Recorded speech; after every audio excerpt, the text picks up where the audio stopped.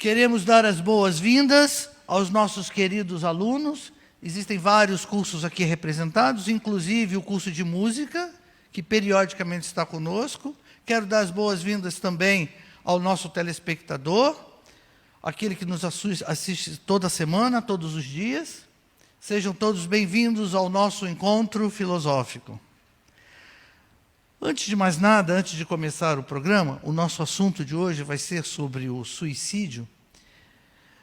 E eu já começo a responder algumas perguntas que enviaram para mim por e-mail, principalmente os nossos telespectadores. Uma das perguntas que me fizeram é: gostariam de participar ao vivo? A rádio está providenciando um equipamento para que a gente possa transmitir ao vivo e para que os telespectadores possam, então, se comunicar conosco. Mas, por enquanto, o programa vai ser gravado e colocado exatamente no Face da rádio, o NASP FM, e disponibilizado para todos vocês, alunos e comunidade de um modo geral, e os internautas que quiserem assistir. Ok? Uma outra pergunta que me fizeram é sobre aspectos e assuntos teológicos. O nosso encontro é encontros filosóficos. Existem outros programas da rádio que abordam temas teológicos, com especialistas e doutores em teologia. O nosso programa é voltado exclusivamente à filosofia, a temas filosóficos. Agora, sem dúvida nenhuma, estamos inseridos numa instituição cristã, e que eu a considero muito séria e respeito muito. Por isso nós estamos inseridos tanto no corpo docente, e por isso também me coloco como voluntário para este programa da rádio. Então, obviamente, nós falaremos muito sobre Cristo, mas quando abordarmos Cristo, vamos abordar dentro do aspecto da filosofia. Um dos nossos objetivos é fazer com que, através da filosofia, nós nos aproximemos do cristianismo. Sem dúvida nenhuma, eu estou ciente de que existem muitos filósofos ateus, mas nós não podemos negar que existem muitos filósofos cristãos. E na história da filosofia, nós podemos abordar vários deles. E um dos objetivos do programa é poder propagar a ideia de uma filosofia que possa ser vinculada ao cristianismo. Isso é importante porque algumas pessoas pedem um enfoque teológico. Até poderíamos fazer, mas o nosso programa, voltando a dizer, tem um enfoque filosófico. Ok? Então, respondendo à segunda pergunta. A terceira pergunta que me fizeram no mês passado é exatamente sobre os grupos aqui. Os grupos aqui são representativos dos cursos, principalmente o curso de música. E um dos nossos objetivos com esse programa é mostrar um curso que foi avaliado, nota 5 no MEC, que é o curso de música. E, geralmente, ou na sua grande maioria, são alunos do curso de música que estão no primeiro e segundo semestre do primeiro ano. Isso para nós percebermos que, mesmo eles estando ou inseridos nos primeiros semestres, eles possuem um grande aperfeiçoamento musical. Claro, sem dúvida nenhuma, que no decorrer dos semestres, eles vão se aperfeiçoando e vão se tornar grandes músicos. Mas isso já dá para perceber logo no primeiro e segundo semestre, as aptidões e principalmente as paixões. E querendo aproveitar isso e convidar a todos os nossos internautas, telespectadores, que venham para o NASP. Nós temos 16 cursos de graduação, muito bem classificados, são cursos de alto nível. O NASP prefere contratar professores doutores, nós temos vários professores doutores, alguns mestres e poucos especialistas, mas a maioria são doutores ou pós-doc, aqueles que possuem pós-doutorado, porque essa instituição priva, na realidade, para um bom nível acadêmico. Tanto é que a maioria dos nossos cursos possui uma nota significativa no MEC. Então, quero aproveitar esse ensejo e convidar a todos os nossos telespectadores, internautas, para que venham nos conhecer aqui no NASP, para que vocês possam ter um convívio agradável.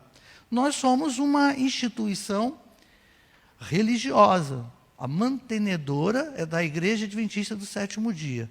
Mas, no entanto, como os professores são acadêmicos, falamos de uma esfera acadêmica para todos os alunos, e todos são muito bem-vindos. Inclusive pessoas que não são da igreja e alguns que não são cristãos. São todos muito bem-vindos ao nosso ambiente. Então, este é um programa de filosofia que tenta agregar valores cristãos e fazer com que a filosofia aproxime do cristianismo. Ok? Acredito que com isso eu tenha respondido algumas questões dos internautas, dos nossos telespectadores, que de repente podem ter ficado com alguma dúvida sobre a questão do programa. Certo? Muito bem. Vamos começar com o programa de hoje. Esse programa Suicídio já foi colocado na rádio em forma de áudio. E me pediram para que eu falasse novamente esse programa, para que fique gravado, então, no Face da rádio e no YouTube. E por que estou voltando a este programa? Porque muitos têm me perguntado ao longo da semana sobre esse assunto. E como está em voga no momento, claro, já faz algum tempo que nós realizamos a discussão sobre esse assunto, mas como é um assunto bastante pertinente numa sociedade contemporânea, foi-me pedido para que eu fizesse novamente o programa. Ok? Então, vamos ao tema de hoje. O tema é suicídio. Eu gostaria de começar com vocês com algumas estatísticas extremamente relevantes a respeito dele. Alguns países, como Austrália, Reino Unido e Suécia, tiveram um índice de suicídio muito alto. E o que aconteceu nesse percurso com esses 3 países específicos? Eles fizeram uma campanha sobre o suicídio, e através dessa campanha sobre o suicídio, eles reduziram drasticamente o índice de suicídio. Porque até então nós colocávamos que alguns países desenvolvidos tinham um índice alto.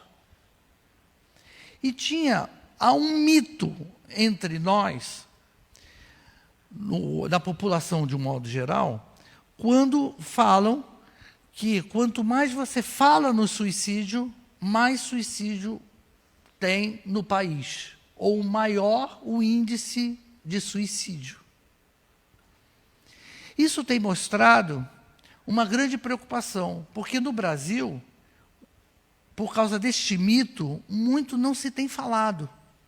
Então, o que acaba acontecendo? Como não existe uma proposta, exatamente por causa desse mito, ou uma intervenção, o índice acaba aumentando. E o Brasil passou a ser o 8º país com maior número de suicídios registrados. 8º país. Isso pela OMS, Organização Mundial da Saúde. O que vou falar para vocês hoje é exatamente sobre a proposta de trabalhar o suicídio e como a OMS trabalha as intervenções do suicídio. Então, vejam, 800 mil pessoas se suicidam todos os anos no mundo. Ou seja, uma pessoa tira a própria vida a cada 40 segundos. Isso é uma catástrofe mundial. 40 segundos, uma pessoa tira a sua vida. Nos últimos 15 anos, houve um aumento de 33% da taxa de suicídio no Brasil. Isso é maior do que o aumento da população de homicídio e de acidente de trânsito.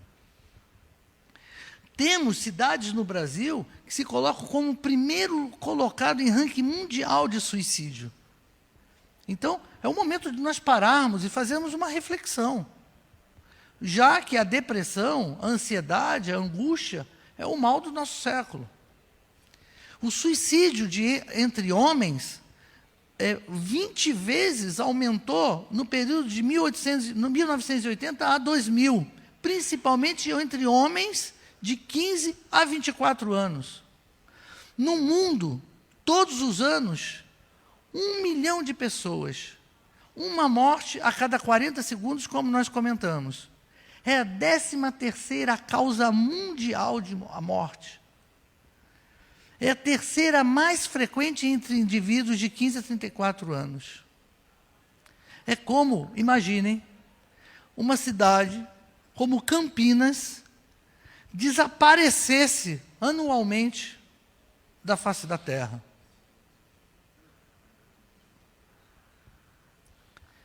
E a taxa de suicídio aumentou 60% nos últimos 45 anos.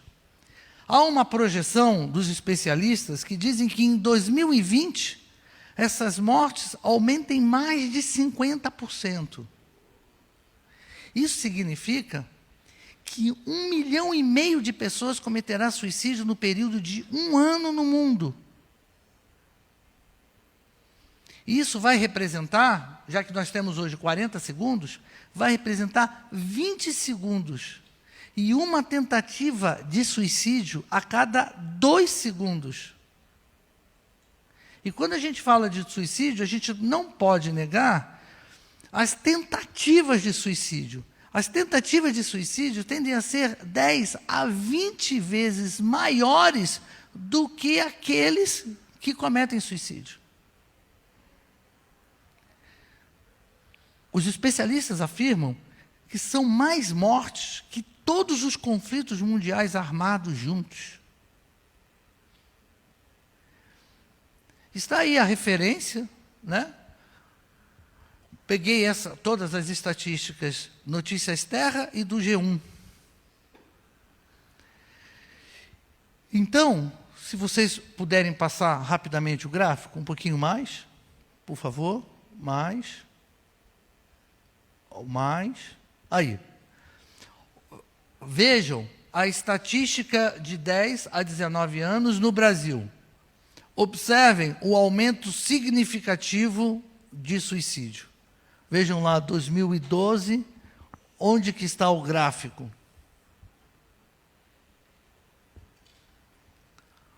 Pode passar? A Organização Mundial da Saúde, a OMS, diz que um ato de suicídio, geralmente encontramos depressão, desamparo, desesperança e desespero. O que desencadeia o suicídio? Isso é uma das questões que muito se coloca hoje, né?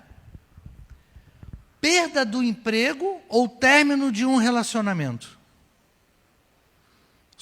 Está no número 1, a causa principal. Vejam, nós temos 13 milhões de desempregados no país. E isso se refere drasticamente, diretamente às políticas públicas, né? Número 2, as causas são sempre várias. Na maioria das vezes, já influenciam pessoas há muito tempo. Então, o suicídio é apenas a ponta de um iceberg. Então, o suicídio nunca é culpa de uma pessoa. Existe uma relação entre transtornos psiquiátricos e suicídio.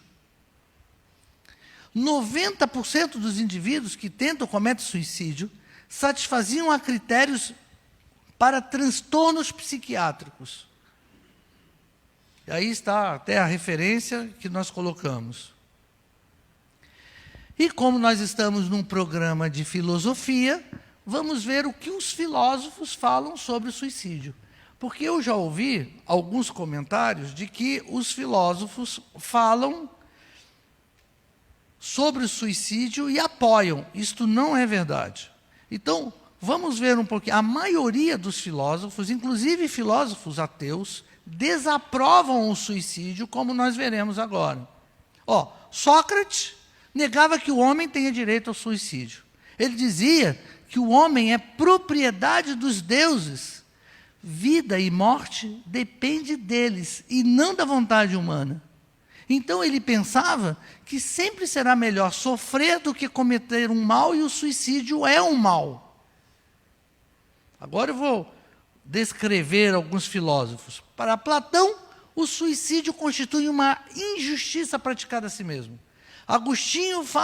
Santo Agostinho fala que o suicídio é baseado no desejo do homem ser aliviado no tipo de existência que tem. O suicídio, para ele, é um fracasso da coragem. É o escapismo da existência. Ou seja, o ser humano tenta escapar da sua própria existência. A saída é fácil diante do suicídio para um problema que aparentemente não se consegue resolver. Aristóteles denuncia o suicídio como um covarde. Plotino fala o suicídio causar dano à alma e que o homem é cegado pela sua paixão.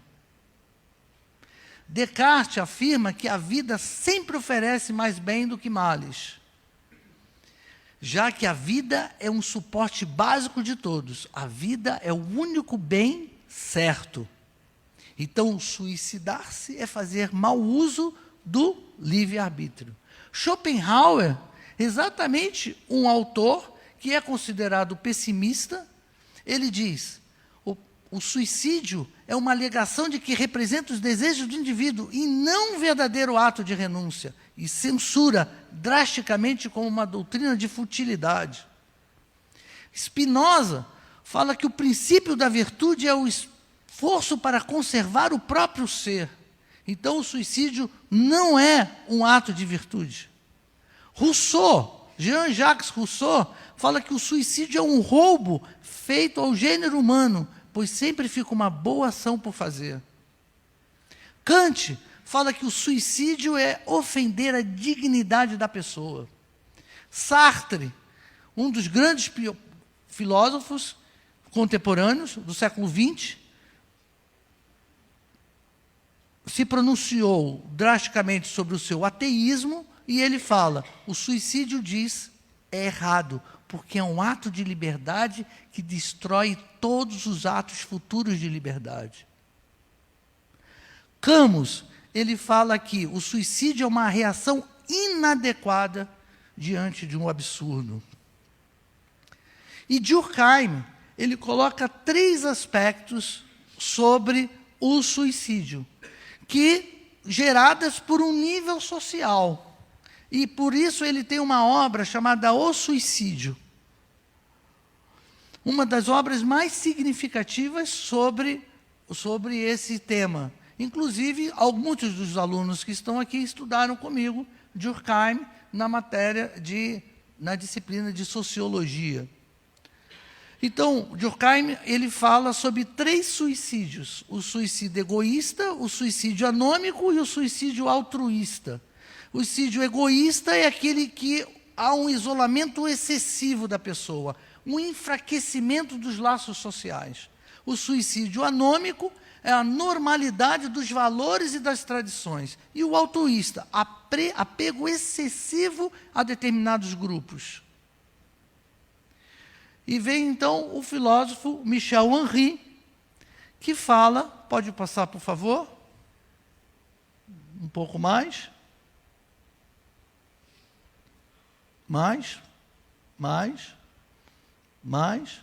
para que todos conheçam Michel Henry, um pouco mais,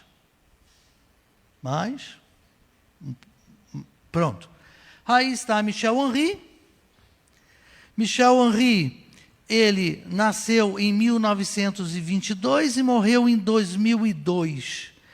É um filósofo contemporâneo, trabalhou a fenomenologia e um dos potenciais da filosofia dele se chama fenomenologia da vida ou fenomenologia material, como ele mesmo se pronunciou em algumas entrevistas. Como eu disse ainda há pouco, Michel Henry, ele trabalha a questão da fenomenologia da vida. Ou seja, aquilo que se manifesta através do maior dom que nós podemos possuir, que é a vida. Então, se eu for compreender essa palavra, para Michel Henry, é muito interessante nós olharmos a vida como uma dádiva, como uma afetividade pura, imanente, transcendental. Imanente e transcendental. Nós estamos na vida e seguimos o nosso fluxo. Então, tanto para Michel Henry, como para os demais filósofos, na sua grande maioria, os obstáculos que a vida nos oferece é para nós superarmos os obstáculos, e não para ficarmos nos obstáculos. Então, mesmo que tenhamos grandes adversidades, tirar a vida é contra essa dádiva que nós temos, que é diária, que é permanente. Esta dádiva que nós temos, que possuímos, e que possui, então, um fluxo contínuo entre eu e as pessoas que se relacionam comigo. Então, a partir desse sentir, nós podemos entender o pensamento, a linguagem, memória. Então, o sofrimento tem a questão sobre a questão da vida. Agora vem uma pergunta que eu não poderia deixar de abordar no nosso programa. Pode passar um pouquinho? O que fazer? Mais um pouco? Bom. Volta um pouquinho. Um pouquinho só. Aqui. As fotos que vou mostrar agora para vocês, eu quis mostrar, está em alguns sites, eu encontrei fazendo uma pesquisa sobre o tema na internet, da Cranford. E eu queria que vocês olhassem as fotos artísticas como uma forma de conscientizar as pessoas diante do suicídio. Porque a pergunta que nós vamos fazer agora é: o que fazer adiante? Então, eu gostaria, se possível, que me acompanhasse nos slides para que mostrasse as imagens próprias sobre o assunto. Pode passar um pouquinho? Aí é a primeira, sobre sentir como se estivesse sufocando. Então, esta artista trabalhou as imagens da fotografia reproduzindo exatamente o sentimento de uma pessoa que é suicida. Vejam, fotografias extremamente interessantes, mas o tema é o que fazer. Enquanto eu vou abordar os temas, vocês podem contemplar um pouco mais as imagens. Então, o que fazer? Vamos lá, próximo. E eu queria agora que vocês me acompanhassem, porque isso é muito importante. Porque, geralmente, aqui na faculdade, aqui na universidade, alguns jovens me perguntam o que fazer diante de algumas situações. Porque, para os nossos telespectadores, para os nossos internautas, nós, aqui no NASP, Engenheiro Coelho, nós temos residenciais, tanto masculino quanto residencial feminino. E alguns dos nossos alunos moram nesses residenciais. E, de vez em quando, um ou outro aluno me pergunta sobre um colega ou uma colega que está numa depressão profunda. Então, eu queria mostrar para vocês o que fazer, de uma forma acadêmica, compartilhando com vocês informações de grandes especialistas sobre o assunto, para nós, então, começarmos a trabalhar um pouco com os nossos queridos e queridas que passam por esses momentos, ou até mesmo nós mesmos. Então, o que fazer? Número 1, mostrar que você se importa. Número 2, ouvir com atenção. Número 3, nunca, vou repetir, nunca ignorar a ameaça. Nunca. Por quê? Existem sempre alguns mitos por aí, dizendo assim, é frescura. A pessoa vai e pega numa enxada. Você tem uma vida boa, você não passa fome, e por que você está numa situação dessas? Senhores, isso é o que não é indicado. Já vamos falar do que não fazer. Então, uma das primeiras coisas que a gente tem que fazer é mostrar que você se importa. Ouça a pessoa. Dê abrigo a ela. Não dê lição de moral. Às vezes a lição de moral piora do que melhora. O que a pessoa às vezes precisa é um colo, é um abrigo. Dependendo do que você fale, pode até piorar uma determinada situação. E indicar uma outra pessoa, um especialista, que possa trabalhar distintamente. Um psicólogo. E se o psicólogo achar por bem, vai indicar um psiquiatra. E por que um psiquiatra? Porque o psiquiatra vai indicar um medicamento para controlar uma defasagem bioquímica que ocorre no organismo de uma pessoa que está em alto nível de depressão. Algumas vezes, essa pessoa vai ter que continuar tomando esse remédio por um bom tempo. E nasce sempre mitos com relação a isso. Porque as pessoas falam assim, eu não vou para o psiquiatra porque eu não sou maluco. Mas é curioso, porque uma pessoa que tem pressão alta toma remédio todo dia de pressão alta e ninguém considera a pessoa doida. Eu fiz estágio no hospital psiquiátrico no Rio de Janeiro. E lá eu vi o tratamento que faziam aos esquizofrênicos. No hospital psiquiátrico do Engenho de Dentro. E eles tomam remédio periodicamente, diariamente. É como remédio de pressão, você precisa tomar. Mas, senhores, a gente tem que parar com algumas situações, sabe? Então, seja direto, sem confrontar. Acolha a pessoa. Deixe a pessoa perceber que você é um porto seguro. Tome atitudes. Não prometa segredo. Porque se você prometer segredo, você não vai poder procurar ajuda à pessoa. Só que, eu estou dizendo, não prometa segredo, não é para contar para o residencial inteiro, ou para a vizinhança inteira. É contar para a pessoa que pode trabalhar com você. Procurar uma pessoa que possa ajudar num tratamento psiquiátrico, um tratamento psicológico. Certo? Aqui no NASP, por exemplo, quando vocês sabem de algum caso desses, procure os professores, procure os pastores, existem vários pastores aqui. E eles, o que vão fazer? Eles vão encaminhar para a psicóloga, ou para os psicólogos que o colégio tem. Se for o caso, esses psicólogos vão encaminhar para o psiquiatra. Agora, o que não pode é ignorar. Isso é que nós não podemos. Por isso que eu reforcei aqui, não tome atitude e não prometa segredo.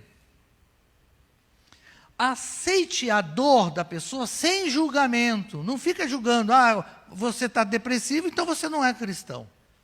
Não faça isso. Depressão é uma doença. Angústia é uma doença. E começa tudo com uma causa, a ansiedade. Que depois gera uma depressão e pode gerar uma depressão profunda e a pessoa precisa procurar um auxílio. Então, envolva outras pessoas, se for o caso, como professores, pastores, que eu acabei de comentar com vocês. Esteja ciente dos fatores de risco, de proteção e sinais de alerta. Isso é muito importante. E aí vem uma outra cena, uma outra fotografia, estar preso dentro da sua própria cabeça. Como que o suicida vê isso? Pode passar, por favor? Mais um. Achei essas imagens fantásticas, reproduzindo exatamente o sentimento de um suicida. Continuando, o que fazer com pessoas que perderam outras pessoas através do suicídio, que geralmente nós conhecemos, sempre alguns que conheceram pessoas que perderam. Então, nós conhecemos e sabemos, a dor do suicídio pode ser devassaladora. Muitos com muitas dúvidas e muitas gamas.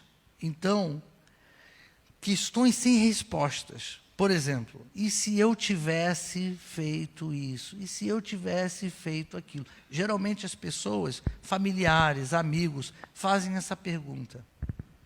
É um misto de descrença, dor, raiva, culpa.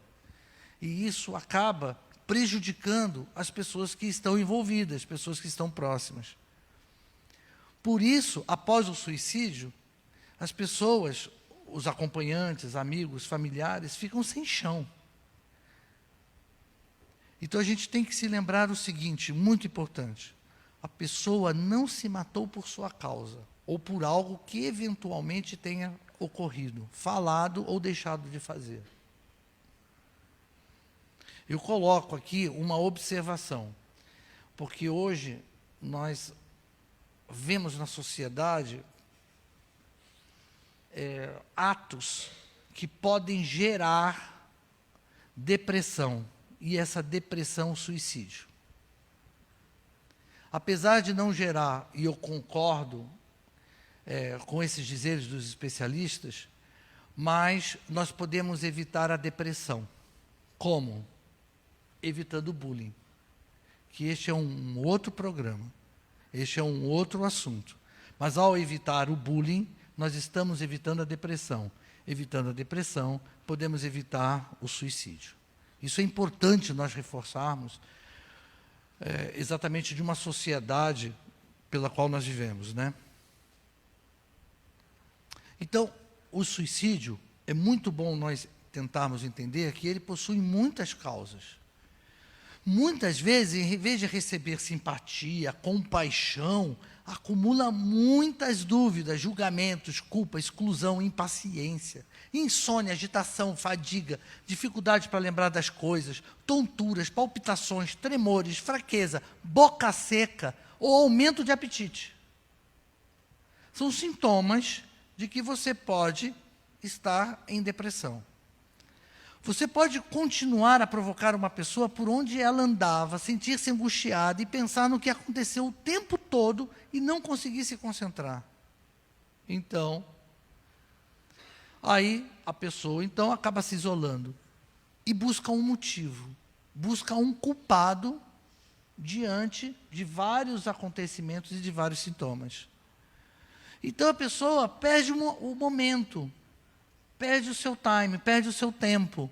Então não quer mais ir à escola, não quer ir ao trabalho, aumenta o consumo de álcool, de drogas, se sente altamente abandonado e faz então tremendamente luto aos sobreviventes. É isso tudo que acaba acontecendo com uma pessoa que tem um amigo, uma amiga, um familiar que cometeu suicídio. Então, não existe um tempo mínimo para o luto, certo ou máximo. Isso não existe. O tempo e a fé são os maiores aliados do luto. Então, quando você vê uma pessoa que está enlutada por causa de alguém querido que chegou a cometer o suicídio, ajude, dê colo, abrigo, escute, porque senão essa pessoa pode entrar em depressão também. Esse é um dos alertas. Muitas vezes vocês podem, os ouvintes, e vocês, queridos alunos que estão me ouvindo, podem pensar assim: é por isso que muitos que cometem o suicídio, logo depois, têm algo que valoriza a continuidade de suicídio. Vocês já perceberam? É muito também por causa deste fato que nós estamos comentando. Porque a pessoa que é muito próxima à pessoa que cometeu suicídio se sente desolada, entra em depressão. E muitas vezes, ou algumas vezes, acaba cometendo o próprio suicídio, ou tentando suicídio. Então, esse abrigo, esse porto seguro, faz com que a gente possa repensar a situação. Então, escolha pessoas que podem ajudar. Amigos, colegas, familiares, sacerdotes, pastores, padres, professores. Podem ser de valiosas ajudas. Conversar com quem já passaram por isso. Então, sempre esteja disposto a ajudar. Checar com a família qual o tipo de ajuda que ela acredita. Perguntar abertamente, de forma clara. Sempre estar presente. Escutar com atenção o enlutado. Ouvir as histórias, comentários, ver fotos e escutar pessoas, porque ele acaba desabafando, mostrando fotos, falando dela. Porque às vezes a gente não quer falar e automaticamente a gente nega a possibilidade da pessoa desabafar. Então deixa a pessoa desabafar. Deixa a pessoa falar sobre aquela pessoa querida, deixa a pessoa mostrar as fotos, ela vai sentir um abrigo, ela vai se entristecer, mas vai sentir em você um porto seguro. Deixa a pessoa chorar, expresse seus sentimentos de uma forma mais profunda. Lembrar, talvez, não falar sobre a pessoa que morreu, pode ser muito mais doloroso do que falar. Então deixa a pessoa desabafar, a pessoa enlutada.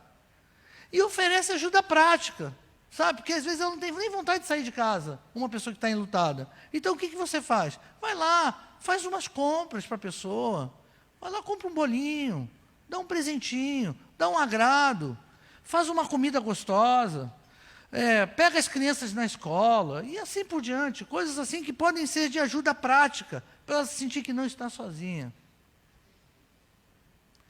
E aí vem o próximo, sentir-se preso em sua vida. Vamos lá? Pode passar, por favor? Mais. Sentir-se preso em sua vida. Então, o que não fazer ao suicida? Nunca julgue o depressivo. Aí você diz assim, verdade na cara de quem está no fundo do poço? Piora uma determinada situação. Então, além de ser um ato de covardia, acusá-lo de fraco, você é fraco, você não é cristão, acaba tendo sérios problemas. Alguns, então, começam a falar uma lista de problemas. Senhores, ao invés de resgatar a pessoa, vai afundar a pessoa no poço.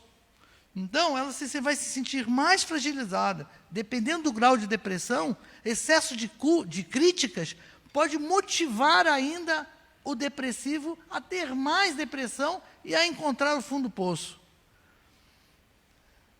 E existem muitas coisas que falamos cruéis para as pessoas que nós gostamos. A gente tem que parar de começar a falar, dar lição de moral. E ter mais, e utilizar o nosso eu para dar um abrigo, um porto seguro a outra pessoa, do que fazer múltiplas críticas, dizendo que você é realista e que a pessoa precisa ver a realidade. Então, existem pessoas que sofrem muito mais do que o que a gente imagina. Então, não existe dor pequena quando acontece com a gente. Uma dor é individual. Então, você olha e fala, mas comigo não é assim. Não. Olha com o fulano de tal não é assim. Isso é um erro educacional drástico, comparar alguém com uma outra pessoa. Nós nunca devemos fazer isso, porque nós temos as nossas individualidades. Aristóteles já falava que nós temos as nossas singularidades. É através das nossas singularidades que nós nos mostramos para o mundo. Então, não podemos comparar uma pessoa com a outra e nem nos comparar com a outra pessoa. Cada pessoa é uma pessoa. Por isso a gente tem que respeitar, de acordo com a singularidade, a dor do depressivo. Então, não concorde com as bobagens que ele ou ela diz. Claro que não. Uma pessoa que acabou de passar por uma decepção amorosa, diz que ninguém consegue amá-la, que ela não deve apaixonar nunca mais. Aí você que está ouvindo fala, é verdade, você não tem mesmo. Não tem que concordar com isso. Né? Não tem que concordar. Se você não tem o que dizer, fique em silêncio e acompanhe a pessoa. É a melhor coisa que pode fazer. Depois ela vai perceber que aquilo ali é um fragmento de tempo. E o que uma pessoa quer ouvir? Uma pessoa quer ouvir que ela tem valor. Às vezes ela fica no fundo do poço e diz coisas pessimistas exatamente para que você possa ressaltá-la. O que ocorre é que muitas pessoas utilizam esse meio para derrubar mais ainda a pessoa. Deixa a pessoa reclamar até o fim. Deixa. E no final dela reclamar tudo, faça um elogio. Sincero, honesto. Também não vai fazer um elogio mentiroso. Porque aí vai ficar na cara que você está mentindo. Mas deixa a pessoa reclamar. Deixa a pessoa esbravejar. Aí depois você faz calmamente um elogio sincero, muito transparente. E mostre que ela é importante, que ela é especial. Sem cobrar nada. Sem cobrar o que ela deve fazer ou deixar de fazer. Compreende? A gente cobra muito do outro. Então não cobre nada. Apenas emita um elogio sincero. E aí está. Dizer que a depressão é falta de Deus é uma outra besteira. Senhores, quero ressaltar essa fala, tanto para vocês, alunos, estudantes da universidade, quanto para os nossos ouvintes. Depressão é doença. Doença. Certo? Nós temos vários personagens bíblicos que tiveram depressão. Elias, por exemplo, entrou dentro de uma caverna e ficou lá dentro em depressão. Então, depressão é doença. A gente tem que saber lidar com isso. O que a gente percebe, e é muito comum entre os religiosos, falar que depressão é besteira, é falta de Deus, é falta de religião. A gente tem que acabar com esses mitos. Vejam, esses mitos, esses dizeres, reforçam o suicídio.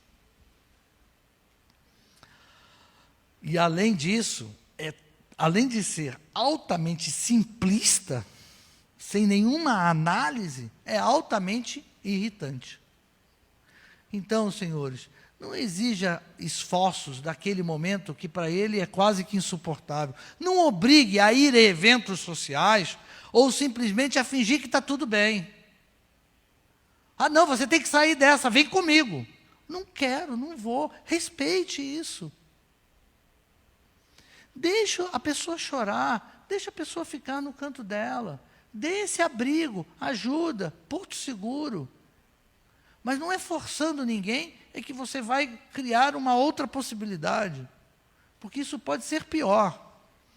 Escuta a pessoa sem julgar. Convide a pessoa para fazer coisas que ela gosta. Que você conheça. Então a pessoa gosta de pintar, vamos pintar. Gosta de correr, vamos dar uma corrida. O esporte é fantástico para isso. Vamos dar uma volta de bicicleta. Vamos dar uma volta no campus. O NASP é fantástico.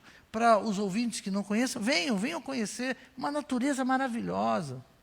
Temos lago, temos uma grama, temos árvores, temos uma situação assim altamente aprazível. Então, dê uma volta com a pessoa, sabe? Saia um pouco do residencial, caminhe por aqui com as pessoas. Vivemos num lugar privilegiado, aqui no NASP, né? Então, o melhor que podemos fazer por alguém que está enfrentando essa grave depressão é incentivar a pessoa a buscar ajuda profissional, sempre. Se a pessoa não tiver, eu vou com você. Eu já fiz isso com alguns. Ah, professor, olha, mas eu tenho receio de... Vamos lá, eu vou com você até a porta, eu espero com você um pouquinho. Eu vou ligar para os psicólogos, vou ver uma agenda. Ah, mas professor, eu tenho vergonha. Vamos juntos, não tenha vergonha. Todos nós podemos passar por isso em algum momento da vida. Próximo. Mais um pouco, mais um pouco. Então, esse é sentir-se impossibilitado de tomar uma decisão, uma atitude. Vejam.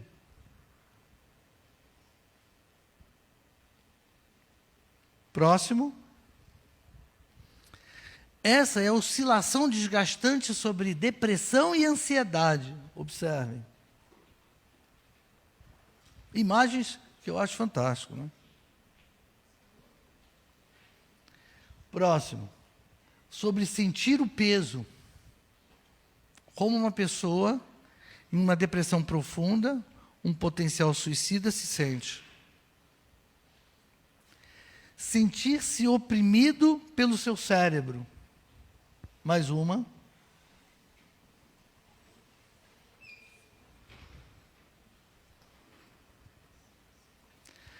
Sentir ansiedade em relação a dormir. Próximo.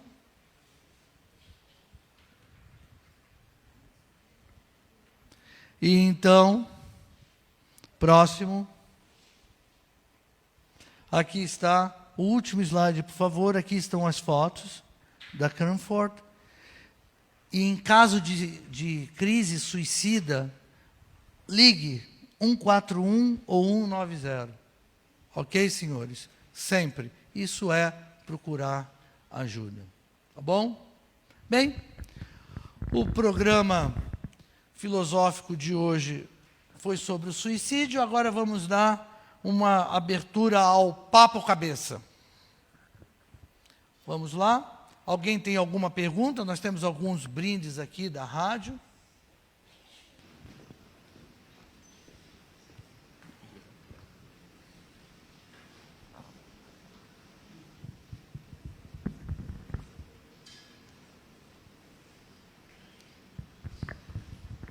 Alguma pergunta, alguma colocação?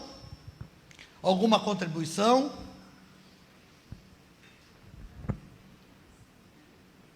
Então, eu vou fazer algumas perguntas. Já, se vocês quiserem, levante o braço, façam, tá? Eu vou fazer algumas perguntas aqui para distribuirmos os nossos brindes, né? Vocês lembram quais os países desenvolvidos que diminuíram? Isso mesmo. Muito bem. Vamos animar aí, vamos colocar uma palma para a nossa colega. Deixa eu ver uma outra pergunta. Está colocado o Brasil entre o maior número de suicídios, porque ele ficou num ranking. Qual é o ranking? Eu levantei a mão. Tem que levantar a mão, tem que levantar a mão. Qual é? Pronto. Deixa eu ver outras aqui para animar.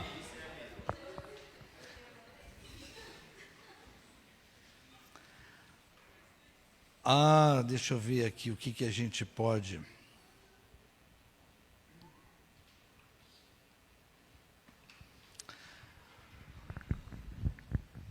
Emílio Durkheim, ele falou em 3 tipos de suicídio. No livro dele, Suicídio. Foi publicado em português pela Martins Fontes. E eu citei os 3 tipos. Quais são? Alguém sabe? Ou um deles, um dos tipos. Afetivo, não. Opa.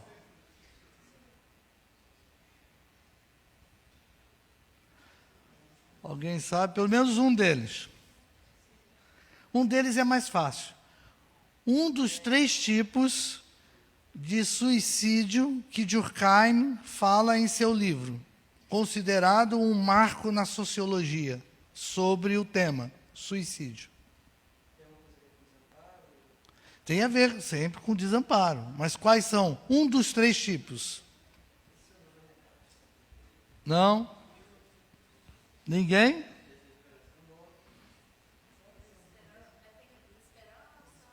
Não, são 3 tipos específicos.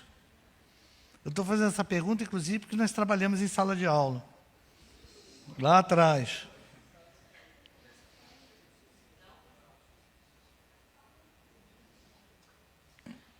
No primeiro semestre. Vou falar o primeiro que eu disse, olha.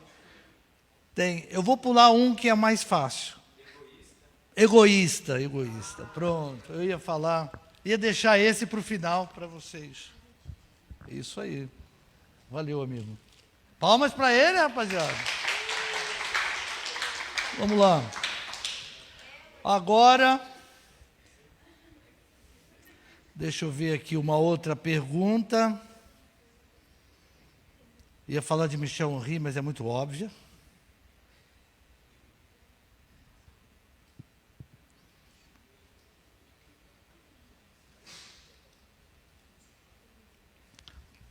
Terres, pode mudar o slide, por favor?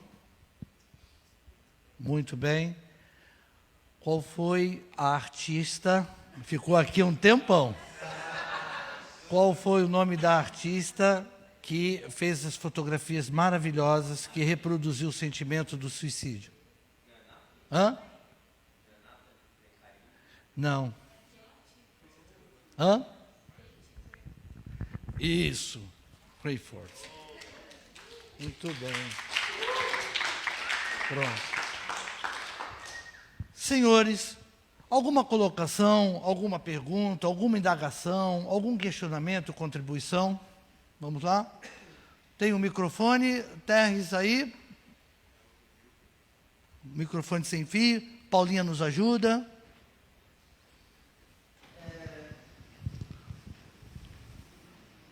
Ali, Paulinha. Levanta a mão que ela vai com o microfone. Pergunta, inquietação, provocação, contribuição. Se sinta à vontade, tá ok? Professor, realmente é algo assim, assustador saber que numa sociedade com tanto conhecimento, numa época, numa era onde o conhecimento está tão assim avançado, as nossas políticas públicas ainda são tão ineficazes diante de um problema tão atual, né, que é o suicídio. Há 40 segundos, né, o senhor citou, né, uma pessoa se tira a sua própria vida. E realmente esse tema precisa ser mais falado, principalmente dentro das escolas, nas universidades. Esse tema precisa ser mais ir ao conhecimento das pessoas, né, do público, né? Inclusive, a igreja tem esse projeto que é Quebrando o Silêncio. Então, nós precisamos ter esse conhecimento. Mas a minha pergunta é o seguinte: a gente então, sempre... esse tema, Quebrando o Silêncio, já começou diante de uma conscientização de um tema como nós, porque a estatística começa a aparecer, né?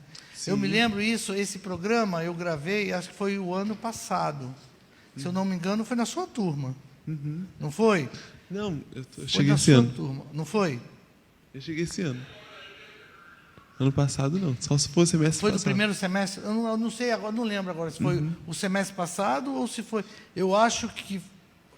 Não me recordo. Agora não me recordo a data específica que eu mostrei. Não sei se foi o primeiro semestre, o ano passado do primeiro semestre, eu já não me recordo. Mas já tem algum tempo. E eu tenho visto que isso está colocando. Uma das motivações e iniciativas é Quebrando o Silêncio, que eu acho que é altamente oportuno. Por isso que me pediram para fazer novamente esse programa. Eu acho que é por aí, né? Nessa conscientização, sem o mito de falar, você incentiva o suicídio, Sim. é que a gente tem que começar a trabalhar, sabe? Com Mas você ia certeza. fazer uma pergunta, né? Exatamente. E somos nós mesmos que estamos em contato com as pessoas que podemos salvar a vida delas, né? E é preciso ter conhecimento. E uma coisa que eu sempre falo, não dá para viver de qualquer forma. E o conhecimento está nos ajudando, ele nos ajuda a viver da melhor forma possível, uma forma feliz. Agora, minha pergunta é o seguinte: a gente sempre fala assim, e nós precisamos nos colocar no lugar do outro. É possível isso? Ou quais são as melhores formas que a gente pode fazer para nos colocarmos no lugar da outra pessoa? Porque, como você disse, diante de um problema assim, eu que estou numa situação totalmente diferente da outra, ou muito melhor, emocionalmente falando, eu posso julgar essa pessoa. É muito fácil criticar, é muito fácil dar sugestões ou dar solução para a pessoa. Mas como me colocar no lugar da outra pessoa? Então, o colocar no lugar do outro é muito interessante porque perfaz o caminho do altruísmo, da alteridade, né? O que nós chamamos de alteridade. Mas só que tem um problema aí, porque muitas vezes fala assim, eu tenho que fazer ao outro aquilo que eu gostaria que fizesse a mim mesmo. Só que muitas vezes eu gosto de coisas que o outro não gosta. Então eu vou fazer ao outro coisas que eu gosto, mas que ele possivelmente não gosta. Então, vou dar um exemplo típico de uma situação.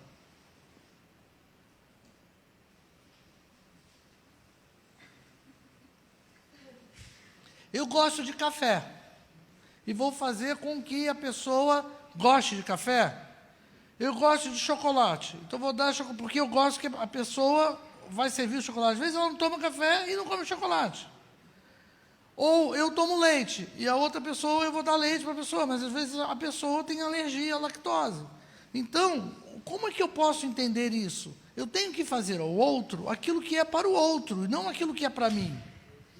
Existe um princípio hoje, que a gente acaba falando muito na filosofia, chamado entropatia, de Edith Stein.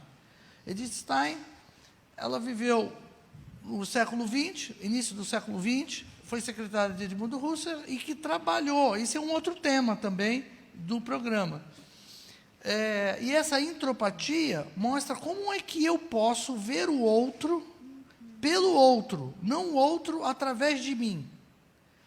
Quando eu consigo ver o outro através do outro, não através de mim, eu consigo compreender aquilo que o outro precisa, sem colocar as minhas características no outro.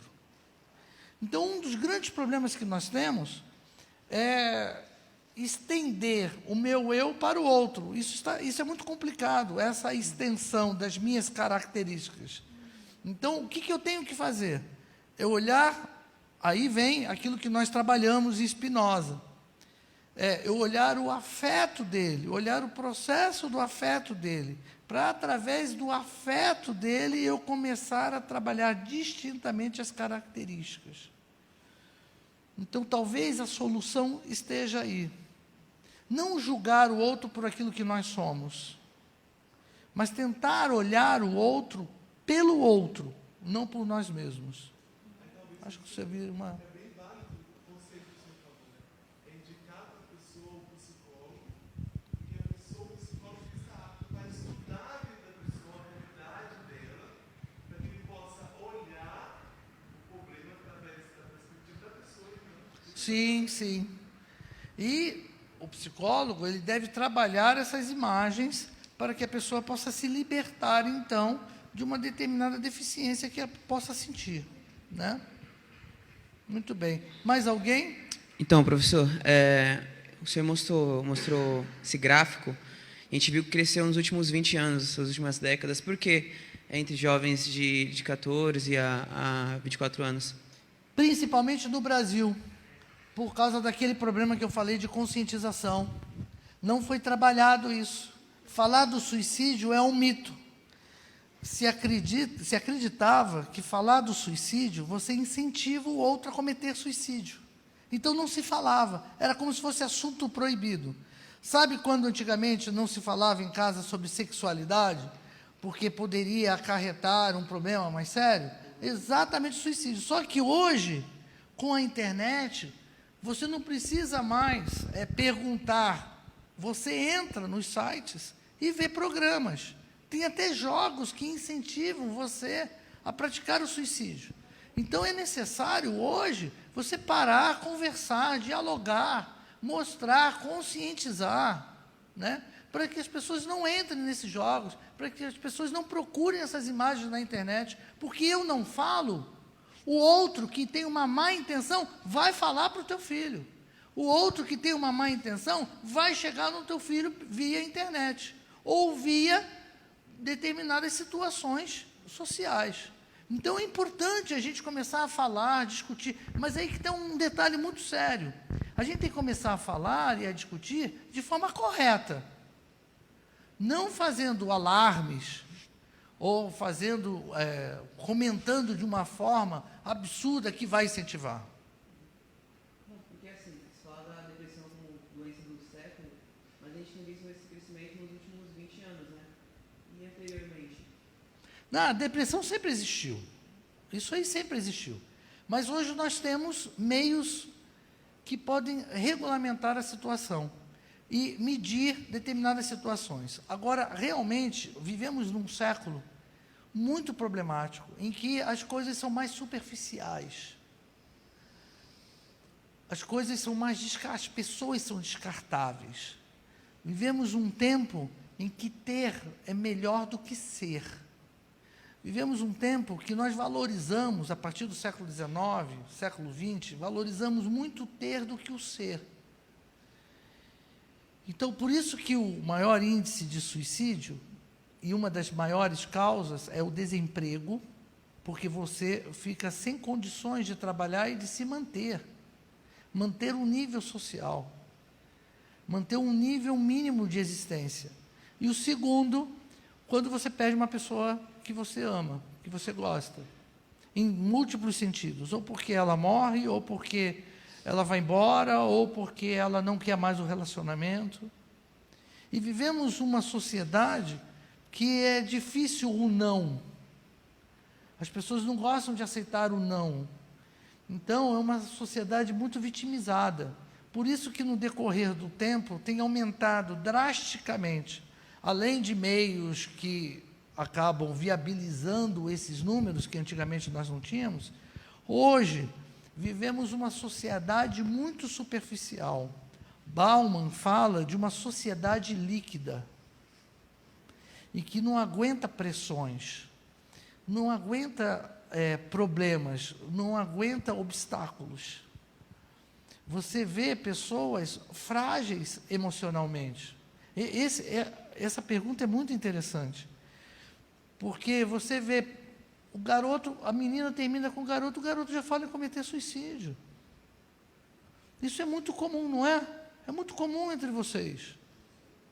E por quê? Porque às vezes a pessoa não está acostumada a receber os obstáculos da vida. Então, os primeiros obstáculos, ela vai morrer. Vocês são pessoas inteligentes, capazes, jovens capazes, que dominam a tecnologia de uma forma impressionante, mas, ao mesmo tempo, tem um desequilíbrio emocional, uma fragilidade emocional enorme. Isso é um assunto muito sério, talvez seria um tema propício para nós abordarmos no encontro filosófico, né? A fragilidade, a superficialidade, ou como um Bauman fala, o estado líquido de uma sociedade contemporânea. Então, acredito eu que seja por isso que tem aumentado o número. Então, não é um aspecto só, são vários aspectos. Primeiro, possibilidades de medir essa situação que antes nós não tínhamos. Segundo, a sociedade líquida, banal, e não trabalhamos as perdas dentro da nova geração. Terceiro, as ausências de uma depressão contínua e não falar a respeito disso, não conscientizar as pessoas sobre esse derredor da vida que todo mundo passa. Então, acho que por causa desses três motivos é que o suicídio aumentou drasticamente. E a possibilidade de aumentar cada vez mais. Como é que um rapaz chega, a menina termina com o cara? Tem que dar graças a Deus que a menina terminou. E às vezes você sabe de um defeito seu, porque houve um término de namoro, não é? No próximo relacionamento você não vai cometer a mesma besteira. Eu costumo dizer, perdeu, cara. Perdeu, entendeu? Assuma que perdeu, tenta achar o erro e bola para frente. Mas esse bola para frente é muito complicado para alguns, acredito eu.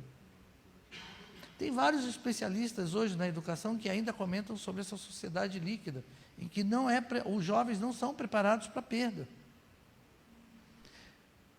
Perdeu, tem que viver o luto, sabe? Tem que ficar triste. Também não é esquecer ou ignorar o luto, não. Tem que viver o luto. Viva teu luto. Eu ainda costumo dizer, viva teu luto. Vai, faça uma noite de meninos. Vai lá para o Ivo, come alguma coisa, né? O Ivo para os nossos ouvintes, é uma lanchonete que fica aqui próximo, né, que serve muito bem os universitários. Então, vai lá no Ivo, come alguma coisa, sabe? Coma chocolate, né, enche a cara um pouco de chocolate, uma noite, e aí, bola para frente. Viva o luto e depois viva. Porque aí você toma cuidado no próximo relacionamento para você não cometer os mesmos erros que você cometeu, ou então analisar a pessoa a quem você vai amar. Porque você vai entregar o seu eu ao outro. Essa entrega do eu, estou falando de uma entrega psíquica, obviamente, afetiva, você vai tomar cuidado antes de se entregar ao eu. Não é ter medo da entrega, mas é tomar cuidado a quem você faz, porque machucar dói. Né? Eu acho que é por aí. Essas 3 causas eu acho que são importantes. Valeu a pergunta. Então, uma coisa que eu vi lá no gráfico é que mostrava a faixa etária de idade de início de 10 anos, né? E, tipo assim, 10 anos a gente considera que é uma criança. Então, a gente que está trabalhando nessa área da licenciatura, como é que a gente vai abordar esse tipo? Porque eu imagino que cada faixa etária tem uma forma de se abordar, né? E o pior de tudo, uma boa pergunta também, porque o pior de tudo é que estão aparecendo cada vez mais jogos. Essa semana me mostrou mais a minha esposa, coordenadora pedagógica aqui no ensino fundamental e médio, né, ensino básico. Ela me mostrou uma cena de uma boneca que agora estão mostrando por aí. Vocês já viram isso? Parece que é um jogo. Momo, exatamente. Você viu também? Você conheceu? Você viu? É um novo jogo que está aparecendo por aí. É uma boneca. Pelo menos aí, ó, o pessoal já viu, né? Ela vai falando coisas, vai causar, exatamente igual a baleia azul, vai colocando desafios, e um dos desafios é você se matar. Então, então, isso é entre crianças. Isso entre crianças. Vocês querem dar uma olhada? Alguém aqui? Mas eu acho que dá uma olhadinha, por favor, Terres. Acesse a internet e coloque aí a imagem. Só para vocês terem uma consciência, já que vocês vão trabalhar com crianças, né? Aquilo que está acontecendo agora. Então, professor, Nomo. Olha lá. Gente, mas que isso, meu Deus? Olha lá, percebe? Isso é o que está acontecendo agora nos jogos. Dá um microfone para ele. Não, isso mesmo. Estamos aqui, é papo cabeça, é isso mesmo. É para contribuição, falar. Eu pesquisei, na verdade, isso é uma escultura feita por um japonês, se não me engano. É uma arte que ele criou, mas daí usaram como é meio terrorizante, né? Criaram para fazer essa coisa. Daí a pessoa faz uma voz meio feia, tipo, dublada, assim, e acho que ela é tipo um hacker. E daí pesquisa coisa sobre você, entendeu? Essa imagem é uma escultura desse cara aí. É bizarro. Isso é um novo jogo que está surgindo. Acho que é a mulher. Então, como mulher trabalhar passa. com crianças?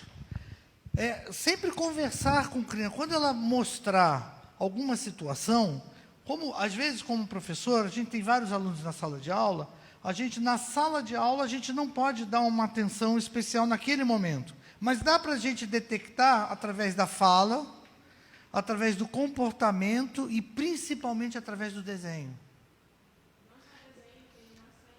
Elas reproduzem isso. A criança, ela reproduz isso.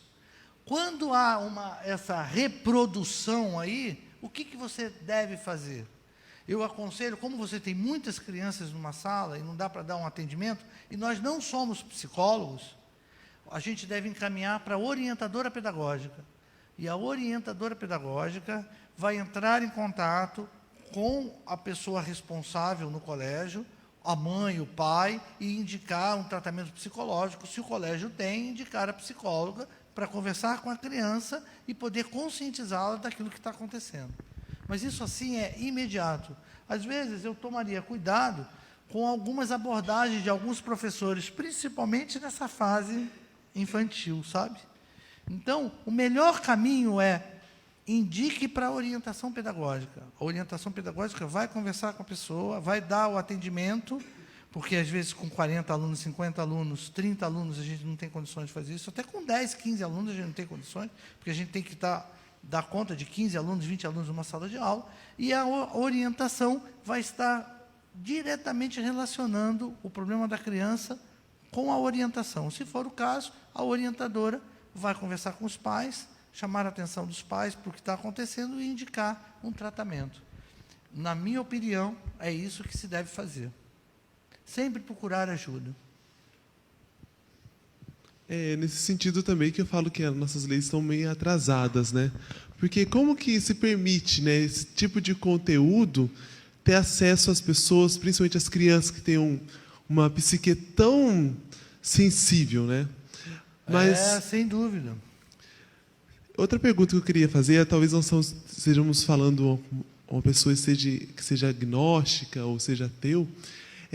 Eu queria que o senhor trabalhasse um pouquinho mais sobre essa questão do pensamento, da filosofia, né? E porque eu acredito que existem filosofias, existem formas de pensar que possam contribuir para o suicídio.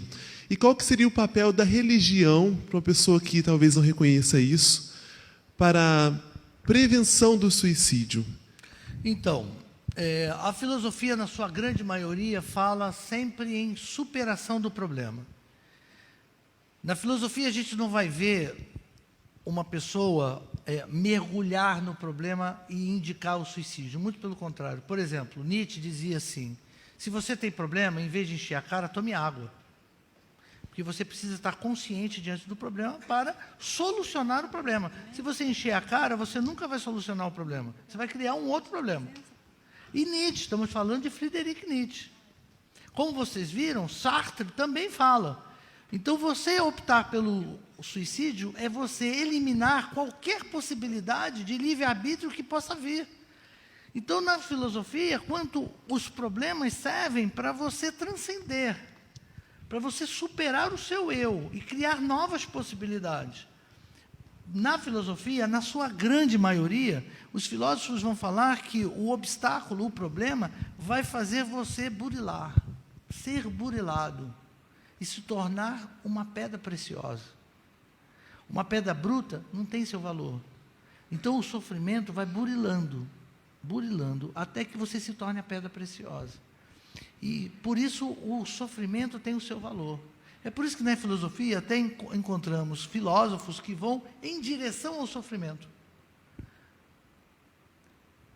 Alguns chegam, inclusive, a ir em direção a... Por exemplo, Kierkegaard terminou com a noiva, porque ele achou que ele deveria dedicar a sua vida, noiva que ele era apaixonado. Terminou com ela porque ele acreditava que, através de uma vida solitária, ele ia conseguir enxergar e se aproximar melhor de Deus. Então, a filosofia, ela olha o sofrimento humano, ela olha os obstáculos que a vida oferece de um outro jeito, de um outro ângulo, né? Agora chegamos à conclusão, diante disso, por que a filosofia não é tão usada no mundo contemporâneo? As pessoas não gostam de sofrer. As pessoas não querem sofrer. As pessoas negam o sofrimento. Na realidade, ninguém gosta de sofrer. Ninguém quer sofrer. Mas você não pode negar o sofrimento. E o sofrimento, a dor, vai servir para a gente ser melhor. É isso que a gente tem que entender. Você não precisa ir em direção ao sofrimento, porque também é um erro. Você também não vai procurar sofrer, porque também é um erro. Ninguém é masoquista. Ninguém deveria ser masoquista, né? Apesar de existirem. Então, como é que a gente pode pensar sobre? Mas o sofrimento é inevitável no ser humano, na existência do ser humano. Então, é criar possibilidades para que eu consiga superar os desafios e obstáculos da vida. Aí eu vou me tornar um ser melhor. A religião não é diferente disso que eu falei. Se a gente olhar, por exemplo, os grandes personagens bíblicos, eles vão ter os seus sofrimentos. E compreender, como religioso, que o nosso grande mestre, que Cristo também sofreu.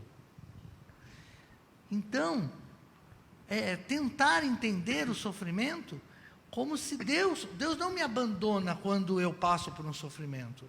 Não significa isso que eu seja um mau filho porque eu estou sofrendo. Porque muita gente acha que o sofrimento vem porque você se tornou um mau filho. Não, a gente sofre porque é a vida. A vida tem sofrimentos. Isso é inevitável. Não é porque Deus mandou o sofrimento para você, porque você fez alguma coisa errada. A vida é sofrer. E entender, eu acho que o religioso, ele tinha que entender distintamente essa relação. Quando eu sofro, Deus não me abandona. Deus está do meu lado. A vida é sofrimento. E potencializar pela fé, já que eu sou religioso, a presença dele, inclusive nessa trajetória, nesse momento de sofrimento. Porque, às vezes, a gente escuta umas coisas assim que até arrepia, né? Você está sofrendo porque você fez alguma coisa para Deus. Você está sofrendo porque é como se Deus tivesse... Não, a vida é de sofrimento. Independente de pessoas boas e ruins, todas passam pelo sofrimento. Algumas mais, algumas menos, alguns com alguns problemas, outros com outros problemas, mas todos nós passamos problemas, todos nós temos problemas. O detalhe é que o religioso, ele consegue olhar pela fé algo que transcenda a natureza dele.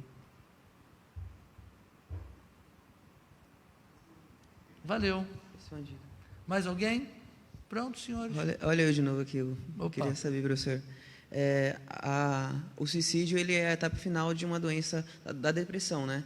Que é uma doença que tem diversas etapas, né? Pessoas ficam dias sem se alimentar, Sim. sem... São vários etapas. efeitos, né? Sim. Mas assim, por que a depressão, a doença em si, é chamada de doença do corpo aberto? Mas aí a gente teria entrar no detalhe da filosofia do corpo. Esse é um outro tema, deveria ser um outro tema de um outro programa. Eita. Mas quando você... A gente tem que rever isso desde Platão, concepções do corpo, concepções da ideia, concepções de corpo como cárcere da alma. Mas, resumido, para entender melhor a situação, quando você abre o corpo, você se abre para os problemas existentes no mundo e não consiga captar ou racionalizar isso, você se torna vulnerável diante dos problemas que possam lhe afetar. É uma resposta rápida, sem muito enfoque filosófico, mas dá para entender, diante dessa expressão, dá para entender exatamente isso. Você não filtra, você não canaliza. Esse é o exercício constante da filosofia. É racionalizar para que eu consiga superar. O problema é que as pessoas hoje não racionalizam. Elas sentem, têm a emoção e vão agir, independente da sua racionalização. Então a gente vê cada vez mais pessoas voltadas a um desejo, a uma vontade, e estão abertas para esse desejo, abertas para essa vontade, e acabam não utilizando de uma forma crítica as potencialidades que possam vir. Aí você se torna uma presa vulnerável, não só diante de um sistema egoísta que vivemos no mundo contemporâneo, mas à mercê de uma determinada situação que querem que você seja. Aí se torna um problema muito sério. A depressão vem. Quando você olha, por exemplo, e está aberto a situações de que você tem que ter do que o ser, de que você é descartado como um objeto. Se você não racionaliza isso vai lhe afligir de uma forma absurda.